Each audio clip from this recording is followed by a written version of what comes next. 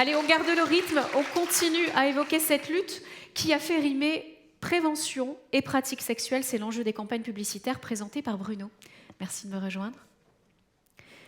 Alors, comment est-ce que ces professionnels engagés ont-ils fait pour communiquer ouvertement sur la sexualité des Français et puis bien sûr placer le mot prévention?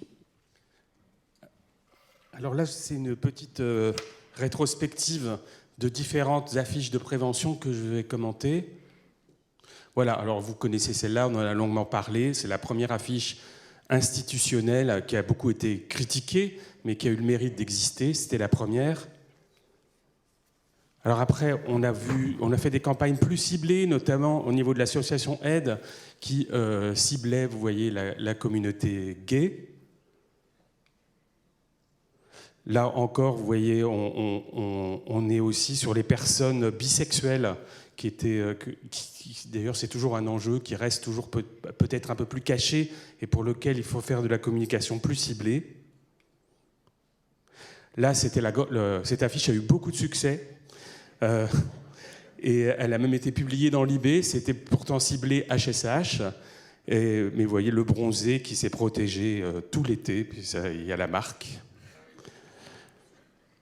Alors ça, c'est un rappel de promotion des pratiques non pénétratives avec les jack-off parties, où là, c'était possible de faire de la sexualité à plusieurs, à condition de rester qu'au niveau de la masturbation et garder ses chaussettes. On ne sait pas pourquoi. Et puis alors là, c'était la grande époque où le préservatif, c'était juste après le premier site d'action, et là, tout le monde se percevait à risque. Et donc, on disait que la capote, finalement, c'était la norme, quel que soit son risque d'exposition. Donc, même après un certain âge.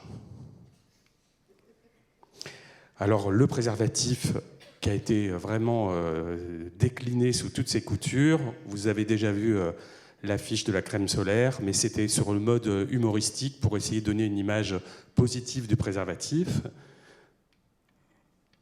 Et puis après, il y a eu l'époque où finalement, il commençait à avoir une certaine lassitude. Donc la première réaction, c'était de refaire peur à la population, ce qui n'est pas forcément une bonne idée. Donc ça a eu le mérite de faire des affiches esthétiques. Mais je ne pense pas qu'on les referait aujourd'hui, parce que finalement, faire peur, ça n'a jamais fonctionné. On a voulu aussi combattre les idées reçues, comme quoi il suffisait de voir la tête partenaire pour se dire que la personne ne pouvait pas être atteinte. Et puis, il y a une grande inquiétude au moment où les trithérapies sont arrivées, de cette fameuse désinhibition comportementale. Et on essayait de dire finalement, regardez les traitements comme c'est pénible, le préservatif c'est pas si lourd. C'est encore des choses on entend encore ce genre d'argument, même si les traitements c'est plus du tout 20 comprimés par jour. Et puis alors là, il y a eu la grande polémique où on s'est rendu compte que beaucoup de personnes en avaient ras-le-bol du préservatif, et donc il a fallu inventer des messages de réduction des risques sexuels, tout en continuant à dire que le préservatif, c'était la norme. Et on a commencé à faire des messages au niveau de l'association Aide, où on s'adressait à ceux qui n'utilisaient pas le préservatif, et on s'est fait vraiment engueuler par tout le monde à l'époque. On était vraiment très isolés. Et donc, vous voyez, des contre-campagnes faites par le ministère de la Santé pour contrer la réduction des risques sexuels, en disant que c'était un bobard. On a, même avant Bernard Hirschel, on a fait des messages de réduction des risques au niveau de la charge virale. Et vous voyez, sur cette diapositive, on était très modéré. On disait une charge virale élevée augmente le risque de contamination. Et on mettait bien que le préservatif était le meilleur moyen de se protéger. Et malgré ça, on a été absolument, moi personnellement, traité d'assassin.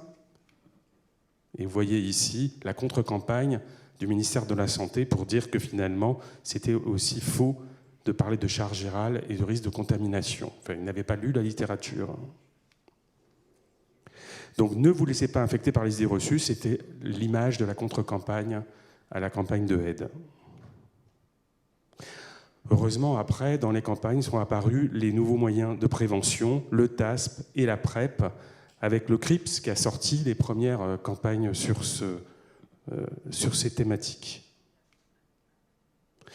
Et ça, c'est une une affiche qu'aime bien Romain, et qui a aussi choqué certains médecins un peu conservateurs qui ne voulaient pas être assimilés la PrEP au préservatif, alors qu'on sait que la PrEP, ça marche aussi bien, voire mieux que le préservatif.